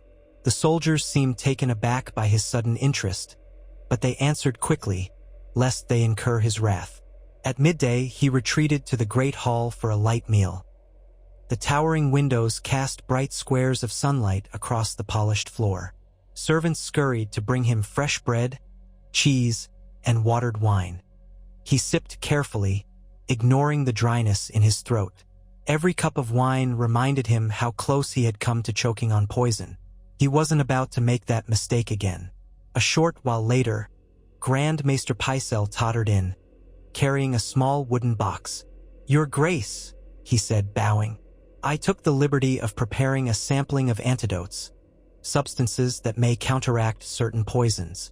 Joffrey's eyes flicked to the box. Antidotes? Are you so certain there will be more attempts?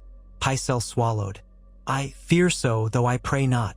The Strangler is extremely rare, but there are other toxins in the world.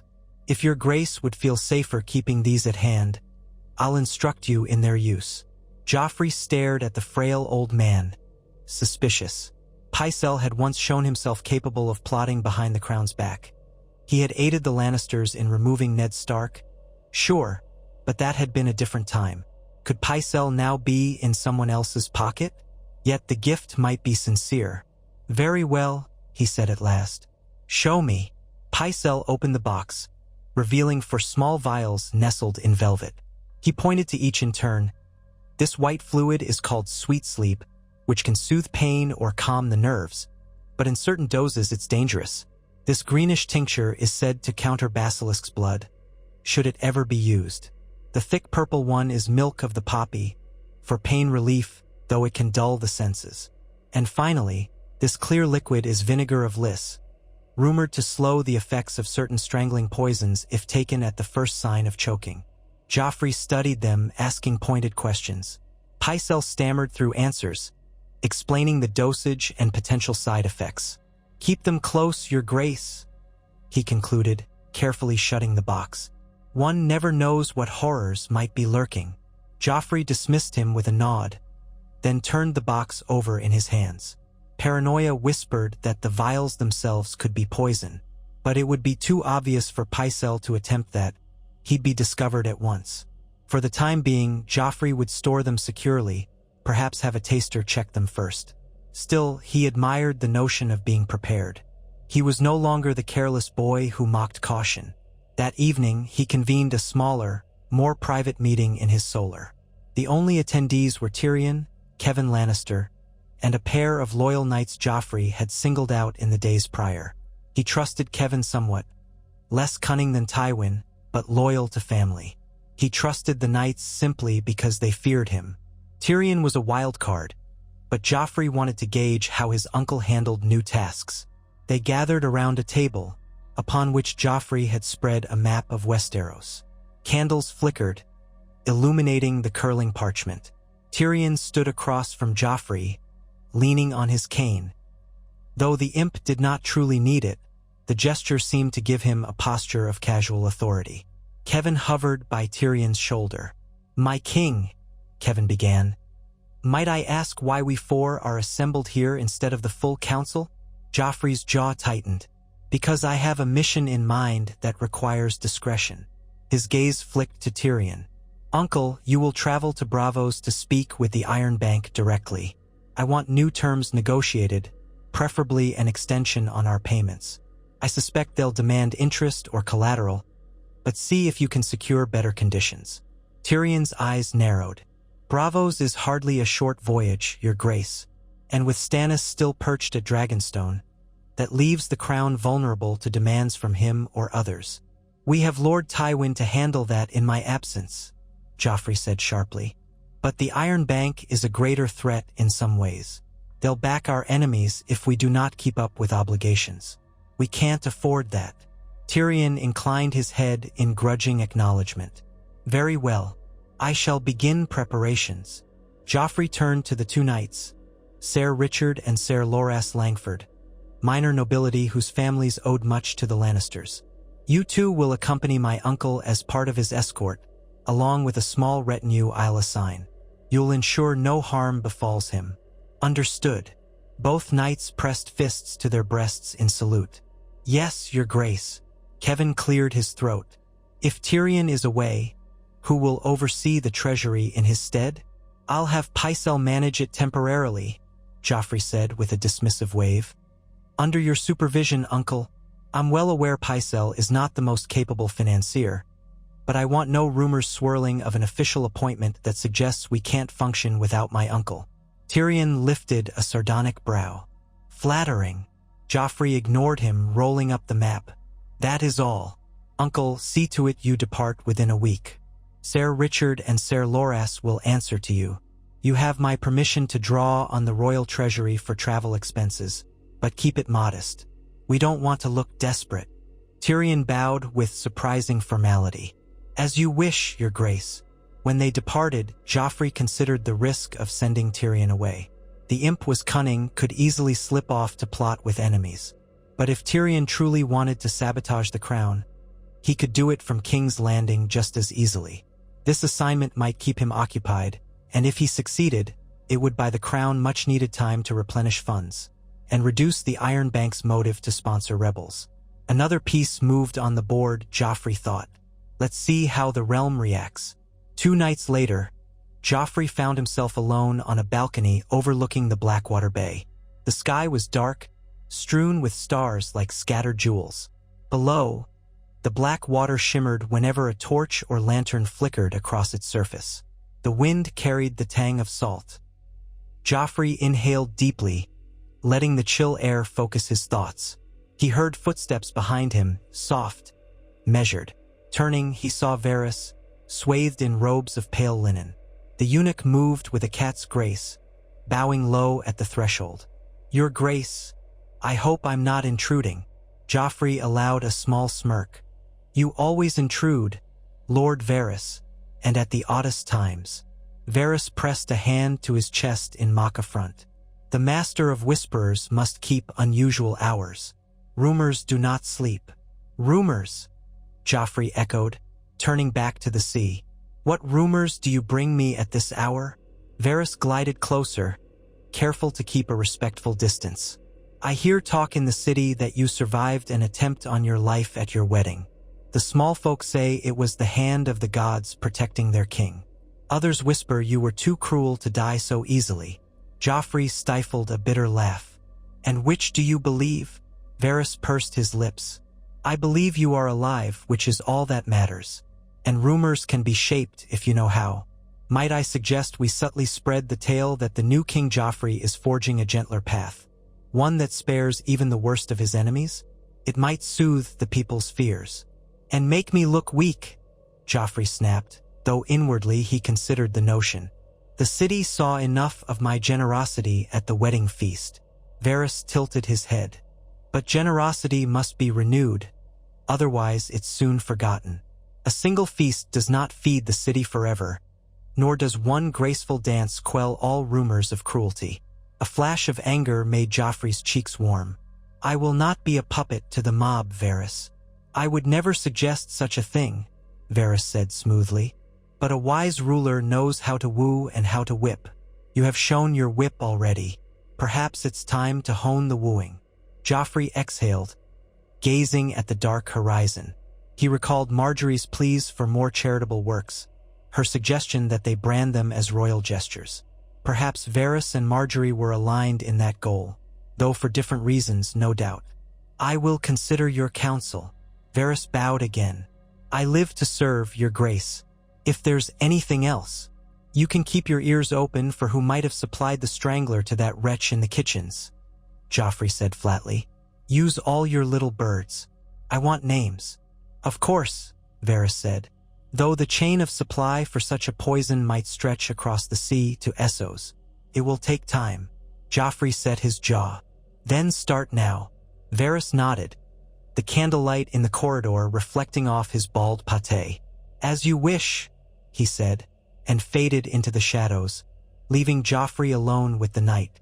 In the weeks that followed, the city of King's Landing buzzed with talk of the wedding's aftermath.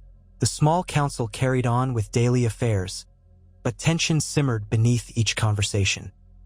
Joffrey noticed that Olenna Tyrell had become more subdued, no longer bantering as sharply with him in sessions. Margaery orchestrated bread distribution at the city gates. Tyrion made plans to depart for Bravos, busily conferring with bankers and scribes. Meanwhile, Joffrey built up his own network of watchers, small folk who owed him small favors. Market vendors, minor keepers of inns, and a few petty criminals he bailed out of the dungeons. They would feed him tidbits of gossip gleaned from taverns and alleys, though the trick was to ensure no one learned of their arrangement. One mild afternoon, as Joffrey strolled along the battlements, he spotted Sansa Stark alone in a patch of the garden below, wearing a light blue gown. She sat on a bench under a lemon tree, her hands folded in her lap. A far cry from the spirited girl he had once tormented with crossbow threats and savage taunts. She now exuded an air of quiet resignation. On a whim, Joffrey descended to the garden. When she saw him, she startled to her feet, head bowed. Your Grace, she said, voice trembling faintly. He studied her face. Even after all her family had suffered, her father executed, her mother and brother murdered at the twins, she was still a beauty, with auburn hair and pale skin. Once he had reveled in her fear. Now he saw her as a possible instrument if used correctly. Sansa, he said, letting the familiarity linger. How goes life as my uncle's wife? She looked pained. He treats me kindly, Your Grace. A hesitation, though it is not a joyous union. Joffrey laughed without humor. A Lannister and a Stark, never a joyous union, I suppose. She said nothing, eyes fixed on the ground. He circled her, recalling that she was to join Margaery's next charitable outing. I trust you'll behave yourself in the city, he said quietly. No attempts at escape or clever dealings with those who might harbor loyalty to your late father? Sansa's face blanched. I wouldn't dare. I only want to do good where I can. Good, Joffrey said, because if I hear otherwise, I'll ensure the consequences are severe. He reached out and brushed a strand of her hair aside, a mocking echo of the tenderness he had shown Margaery. You once dreamed of being my queen. Do you regret that dream now? She stiffened, but answered carefully. Dreams are dangerous things, Your Grace. I've learned that. He nodded. You have. Good. Then, unexpectedly, he shifted to a more pensive tone. If you hear anything at all, about plots or murmurs in the city that might threaten me, I expect you to report it. Do you understand? She glanced up, blinking. Yes, Your Grace. Of course. He patted her cheek with condescending gentleness. That's a good girl. With that, he spun on his heel and left, ignoring the sour taste in his mouth. It unnerved him how docile she seemed, like a beaten dog, too weary to even snarl. Yet he knew better than to trust docility. People often found hidden wells of courage or malice when pressed too far. Word soon arrived that Tyrion had set sail from King's Landing aboard a merchant vessel bound for Braavos, accompanied by the 2 knights and a handful of men-at-arms. Joffrey felt the tension in the castle shift. Some courtiers wondered if the king had exiled the imp. Others whispered that Tyrion might be running away from King's Landing. But Joffrey's official line was that Tyrion was securing better trade deals. Whatever the rumors, Joffrey sensed fewer prying eyes around him without Tyrion's constant presence. One evening, Cersei appeared outside Joffrey's solar, demanding an audience. He admitted her reluctantly. She swept in, her dark green gown clinging to her figure, eyes narrowed. "My sweet boy, I hear you've sent Tyrion off on some errand. Care to explain why I was not informed?" "I did not think I needed your permission," Joffrey replied, seated at his desk. "He's master of coin. He's handling a coin matter. It's rather straightforward." Cersei's mouth set in a thin line. "You should not be so quick to trust him. You know he despises you." Joffrey shrugged. "Despise me or not, he'll do his duty. He has no love for father, either, yet he fought at the Battle of the Blackwater and saved the city." She pursed her lips but didn't dispute the point. After a beat, she stepped closer. "What of your investigations into the servant's murder?" "I've heard no updates." "Because there is little to tell," Joffrey said flatly. "No new evidence has surfaced. The only conclusion is that someone arranged for him to have the strangler. We found no link to any particular house, though we suspect associate connections." Cersei's gaze flickered with anxiety. "You suspect the Tyrells, though. You told me so." "Suspicion isn't proof," Joffrey said, hating the note of finality in his voice. He would prefer to have a culprit he could punish. If they truly are behind it, they're covering their tracks too well. For now, I'm biding my time. Cersei took a slow breath, as if struggling to remain calm. "Do not let your vigilance slip. They might strike again." He rose from his seat, crossing to a side table where a jug of water sat. He poured himself a cup, ignoring the faint tremor in his hand that betrayed an undercurrent of nerves. "I'm well aware. Unlike you, I don't dwell on fear. I act when the moment is right." She bristled at the implication that she was ruled by fear. "Is that so? Then what are your next steps?" He turned, swirling the water in the cup. "Consolidation of power, Mother.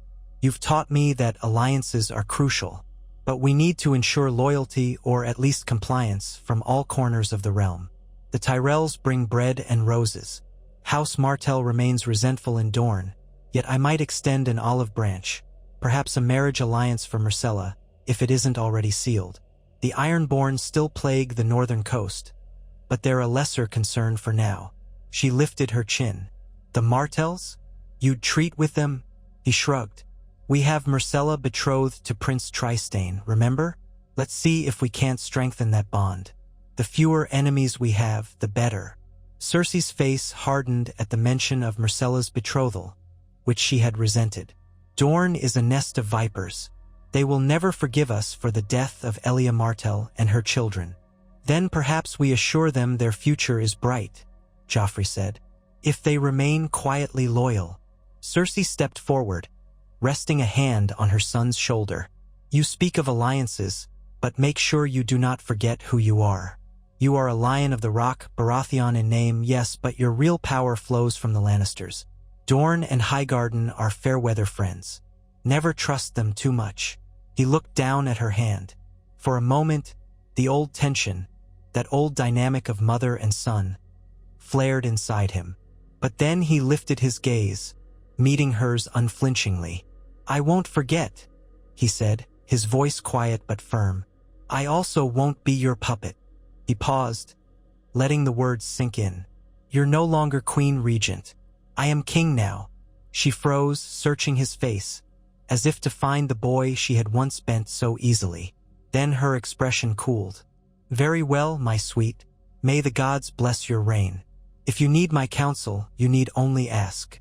She swept out, leaving him with an uneasy sense of finality. Each time they spoke, the distance between them yawned wider. He suspected she would continue to scheme behind his back, but for now, at least, she seemed wary of challenging him directly. The following day, Margaery invited Joffrey to join her in the city for a grand unveiling of a new bread distribution effort near the Gate of the Gods. She had coordinated with the faith to set up tables where the poor might receive loaves and bowls of stew. Scores of peasants milled about, along with a handful of septas and a few Tyrell guards. The gold cloaks stood watch. It was a show of royal benevolence, designed to counter the fearsome reputation Joffrey had earned. Carefully, he decided to attend, though he insisted on an honor guard of Lannister men. When he arrived at the gate, the crowd parted, many sinking to their knees or bowing their heads. Margaery, standing by a makeshift table laden with bread, looked radiant in a gown of green and gold brocade. She curtsied as Joffrey approached. "Your Grace," she said, her voice carrying easily across the hushed throng. "You honor us with your presence." He nodded, letting his gaze sweep the assembled peasants. "I hear bread will be given freely to any who cannot afford to feed themselves. A gift from the crown and from Highgarden." Margaery inclined her head gracefully. "Yes, my king. We only wish to ease the suffering of those who struggle." He allowed the smallest smile to curve his lips. "Very good. Then let it be done." He gestured for her to continue. The septas began distributing loaves. The crowd murmured in awe or gratitude. Joffrey stood tall, arms folded behind him. A few ragged men and women actually knelt at his feet, babbling thanks. He lifted his chin, the posture of a magnanimous ruler. The entire scene was carefully orchestrated, but he could see genuine hunger in the eyes of many. Perhaps this was no mere spectacle. Perhaps some good would come of it, and that good would translate into loyalty. That was Margaery's plan. It might serve him well indeed. She turned to him, voice low so only he could hear. "Thank you for coming, Joffrey. It means much to the people." He glanced at her. "I trust they'll remember who fed them." She gave a subtle nod. "They will. And in time, they'll love you for it." A flicker of satisfaction stirred in Joffrey. If love was a tool he could use, so be it. He'd wield it like a sword, just as he wielded fear. Casting a final glance at the eager crowd, he decided that he might do more. "I have a mind to speak to them." Without waiting for permission, he stepped forward, raising a hand. The septas quieted, and Margaery turned to watch. "You," Joffrey called, pointing to a hollow-cheeked man near the front. "Tell me your name." The man swallowed hard. "T. Thomas, your grace." "And what do you do in this city, Thomas?" The man clutched a loaf of bread. "I used to be a mason's apprentice. Work's been scarce. My wife died last winter. My children, they're hungry, your grace." Joffrey studied him a moment. "You can feed them now. The queen and I want no child to starve in King's Landing." Thomas's eyes brimmed with tears. "Thank you, your grace." Joffrey nodded curtly. He turned his attention to the crowd. "This is only the beginning. As your king, I expect loyalty, but in return, you will have my protection and my generosity. I have not always been able to focus on such matters, with war tearing the realm apart. But I promise you, so long as I hold the throne, King's Landing will not want for bread." A soft murmuring spread, hope, perhaps. Margaery beamed, and the septas continued handing out loaves. Some of the peasants raised shaky voices in a cheer. "Long live King Joffrey!" The sound was scattered but genuine enough. Joffrey felt a thrill. This was a different kind of power than forcing them to kneel at sword point. He wondered if his father, Robert, had ever experienced such a moment. He caught Margaery's eye, and she smiled radiantly, stepping beside him. She leaned in and whispered, "Well spoken, my king." That evening, back in the Red Keep, Joffrey paced in his solar, still riding the adrenaline of the crowd's cheer. But as darkness fell, caution returned. He reminded himself that open-air gatherings were risky. If an assassin had lurked nearby with a hidden dagger or crossbow, Joffrey could have been slain. Still, he had glimpsed a new dimension of rule, one in which loyalty might be earned, however precariously. A soft knock sounded at the door. "Enter," Joffrey said, expecting a servant. Marjorie herself stepped in, her green skirts rustling. She brought with her a faint aroma of rose oil and candle smoke. "My king," she said softly, "I wanted to thank you again for appearing today." The people were moved. Joffrey eyed her. "So you come in person to say that?" She smiled slightly. "There is more. I heard rumors that you might soon be meeting with representatives of the faith, the High Septon himself, perhaps, to confirm your devotion to the Seven. Is that true?" "I've considered it," Joffrey said. "It may help quell murmurs that I'm irreligious. The Starks followed the old gods, but in King's Landing, the faith reigns." Marjorie stepped closer, her voice dropping. "If you want to further endear yourself to the small folk, sponsor a project for the faith. Perhaps repairs to the Great September or a new monument to honor the Seven. The cost need not be enormous, but the gesture would be priceless in goodwill."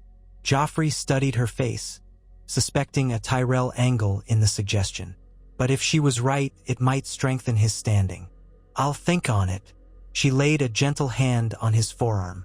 "You have the power to shape the realm's opinion of you." The wedding feast was a start. Today was another step. Each move you make can build a legacy beyond fear. He bristled slightly, sensing her subtle attempt to guide him. But for once, he let it pass. "Very well. I won't discount your counsel. Now, is that all?" Marjorie hesitated, then shook her head. "I also wanted to speak with you about my grandmother. She plans to return to Highgarden in a fortnight, citing her age and the duties she left behind. I wonder if you might grant her a private audience before she departs. It would mean much to her." His heart kicked.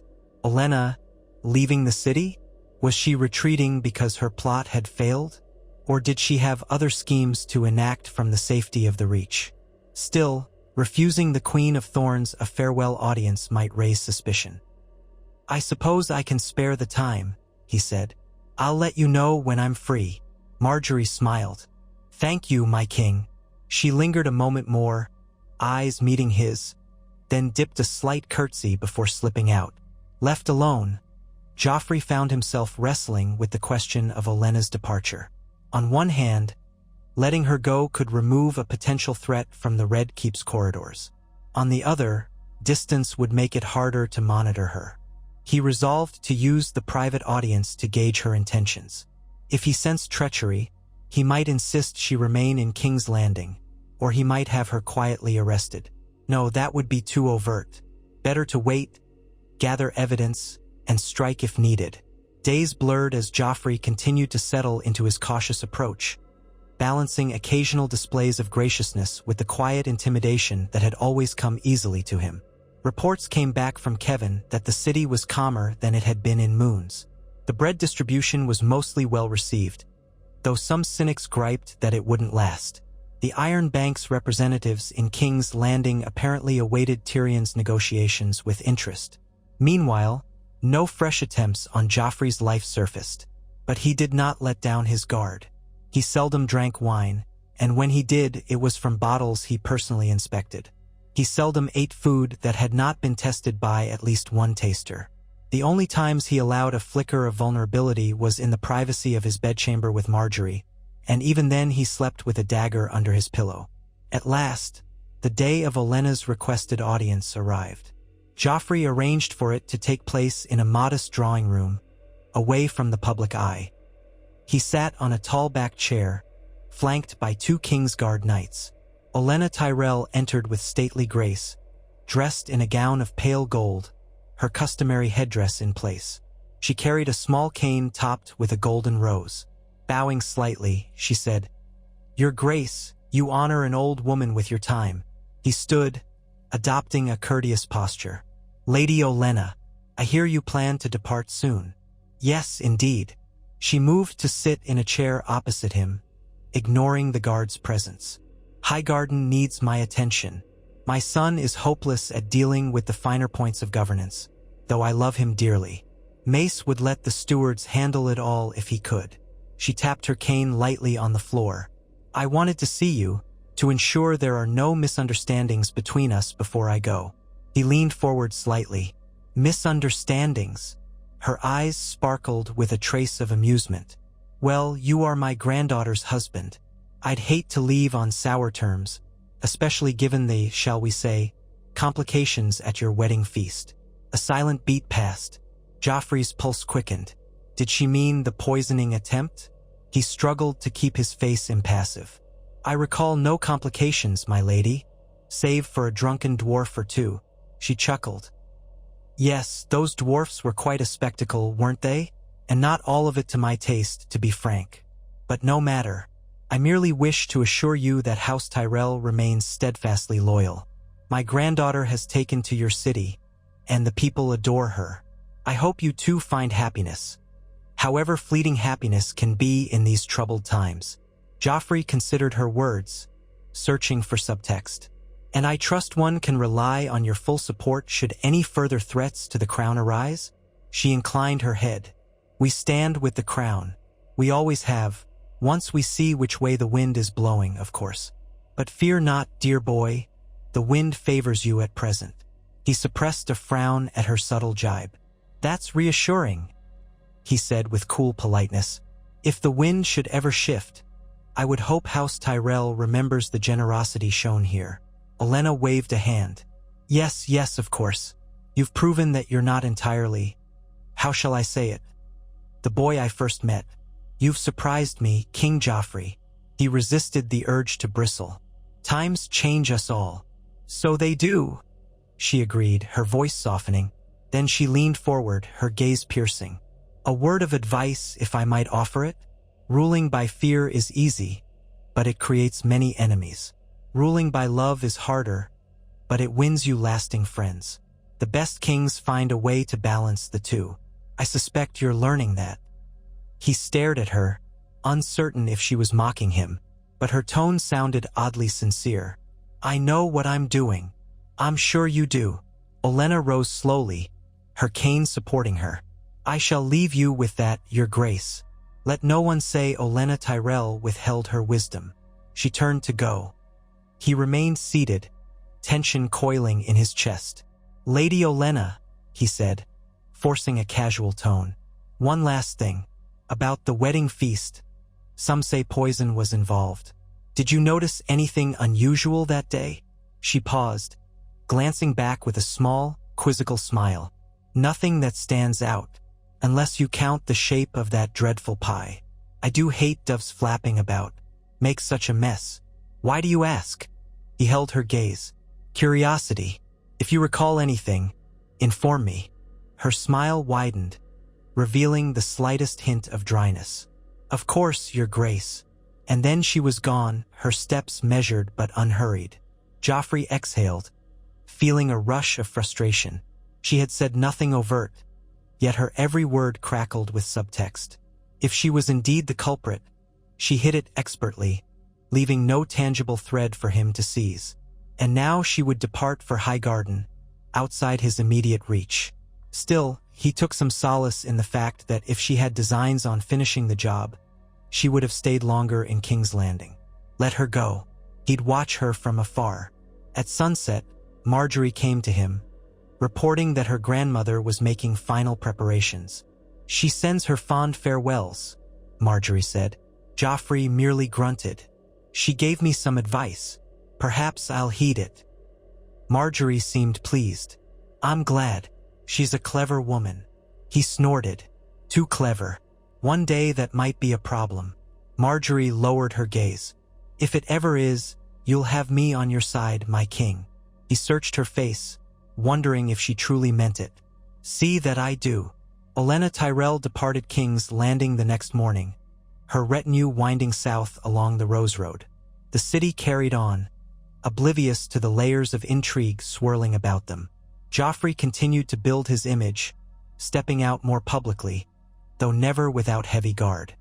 He hosted a small gathering for King's Landing's guild masters, praising their work and promising to ease certain trade restrictions. He paid a surprise visit to the orphans of Flea Bottom, escorted by Marjorie, which sparked a wave of fresh rumors. "The king grows gentle," some said. "He must be in love," others speculated. Yet beneath these gestures, Joffrey remained vigilant. Each night, he revisited his list of suspects, crossing out some, adding others. Varys trickled in hints that the gold cloaks had uncovered a smuggler's ring dealing in exotic toxins from Ass High, but no definitive link to the Strangler. Tyrion, meanwhile, sent ravens from Bravos, negotiating partial debt deferrals. Tywin was pleased with that development, though he urged Joffrey to keep a close eye on any new trade privileges the Bravosi might demand in return. In his more private moments, Joffrey sometimes wondered what might have happened had he not tasted suspicion before that wedding toast. He pictured himself choking, clawing at his throat, dying ignominiously in front of the entire court while they looked on in horror or glee. It was a memory he'd never lived, yet it haunted him all the same, as though from a half-remembered dream. The boy king undone by his own arrogance, gasping for air. That would not be his fate. He had carved a new path, forging alliances where prudent, and showing mercy when advantageous. Still ruthless at heart, yes, but now tempered by cunning. Weeks stretched into a month. Tyrion's letters finally confirmed a deal. The Iron Bank would postpone half of the crown's debts for 1 year, in exchange for a promise of future payments at a higher interest rate.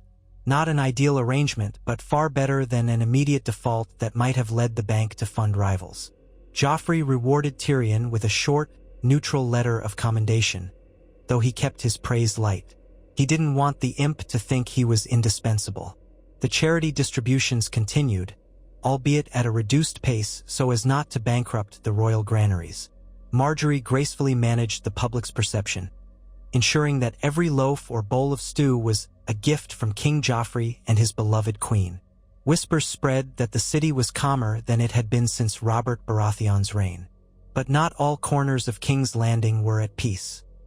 Near the waterfront, in the labyrinthine backstreets of the harbor, several corpses were found bearing strange marks. The Gold Cloak suspected a new criminal element at play, possibly tied to the smuggler's ring that dealt in poisons. Investigations led nowhere. Joffrey, informed of this, suspected someone was tying up loose ends or eliminating potential witnesses. Frustration gnawed at him, for he wanted to root out the poison network entirely. If he could find definitive proof linking it to the Tyrells or to any other faction, he could act decisively. But the trail remained murky. Late one evening, as he sat reviewing reports of these mysterious killings, a guard knocked. "Your Grace," came the muffled voice. "Lord Varys requests a word." "Enter," Joffrey said, hastily stashing his notes. Varys glided in, face grave. "Sire," he began softly, "I have news that may interest you. I believe I've traced a lead regarding the Strangler's origin." Joffrey's pulse quickened. "Speak." "One of my little birds overheard a conversation between two masked men at a dockside alehouse. They spoke of shipments from Lys, including a small cask delivered to King's Landing before the royal wedding. The man who accepted it wore a sigil in the shape of a rose, yet not the Tyrell rose, at least not exactly. My bird described it as black and silver." Joffrey frowned. "A black rose? Is that some lesser branch of the Tyrell family?" "It could be," Varys said with a slight shrug, "or a false signal meant to mislead. My bird was discovered and chased, so details are limited." Joffrey ground his teeth. "So we have only rumor. Still, a black rose suggests some link to the Reach, even if indirect." Varys nodded. "I shall keep searching. For now, be wary. Someone has an interest in these poisons, and they have not ceased their activities." Joffrey dismissed him with a curt gesture, his mind whirling. A black rose. Could it be a bastard branch of House Tyrell? Or a mercenary company funded by the Reach? He felt a fli. Cur of dread. If it truly was an offshoot of the Tyrell line, maybe Olenna had orchestrated everything. Then again, it might be a ruse, someone else wanting him to blame the Tyrells. Baelish was notorious for using false sigils and scapegoats to sow discord. With him absent, perhaps one of his agents was still weaving plots. As the summer nights grew hotter, the Red Keep's tension simmered. Cersei harangued Joffrey about staging a new show of force, a public execution of some petty criminals, to remind the city who held the power. Marjorie pleaded for further expansions of charitable works. Tywin demanded increased levies from certain crownlands to replenish the royal treasury. Joffrey juggled these demands, mindful of each faction's agenda. At last, near the end of that blistering month, a coated raven arrived from Tyrion in Braavos. It spoke not of the Iron Bank but of a peculiar rumor swirling among Braavosi sailors. A wealthy patron had offered a staggering sum of gold to any assassin skilled enough to kill King Joffrey Baratheon. The rumor mentioned a black rose as a token of identification. Tyrion had not confirmed the rumor's source, but suggested it pointed to a shadowy figure with deep pockets. "Black rose again," Joffrey muttered, reading the message by candlelight in his private chamber. "So it's not just King's Landing." He leaned back, letting the parchment fall to the desk. The threat was expanding. If assassins from Braavos, Tyrosh, or Volantis were being offered fortunes to kill him, it meant that whoever orchestrated the wedding poisoning had not given up. They were merely trying different methods. A chill crept along his spine despite the warm air. He thought of each day he walked among the people, each goblet he sipped, each moment he let his guard down even slightly. No, there would be no letting down of his guard. He would remain a living king, not a cautionary tale. If a black rose was behind the attempt, he would find that rose and crush it, one petal at a time. With renewed determination, he penned a note to Tyrion, urging him to gather more specifics about the black rose rumor in Braavos. Then he summoned the Hound to double his personal guard whenever he ventured outside. Lastly, he set quill to parchment and composed a private message to the Lords of the Reach, nominally praising their contributions but also inquiring if they knew of any house or sigil that used a black rose. He phrased it diplomatically, couched in pleasantries about strengthening ties. If there was a lesser house in their domain with such a device, he wanted to know. As the moon rose, he felt a grim sort of resolve. He was no longer the petulant boy who believed the crown was an invitation to do as he pleased. Nor was he the fool who would let a single goblet seal his fate. He was King Joffrey Baratheon, sharpened by survival, cunning enough to weave a web of his own. Let them come with their black roses, their Associ coins, their vendettas from old rebellions. He would meet them all, and he would not fall. He gazed out the window of his chamber, overlooking the sleeping city, the sprawl of flickering lights that formed King's Landing. This was his domain. He intended to keep it, to rule it, and to forge a legacy that no prophecy or rumor could destroy. Death had hovered close at his wedding feast, but he had evaded its clutches. Now each breath he drew was a fresh challenge to those who would see him undone. He would not yield. "Long live the king," he whispered into the silence, as if daring the shadows to strike. They had tried once. They would try again. But this time he was ready.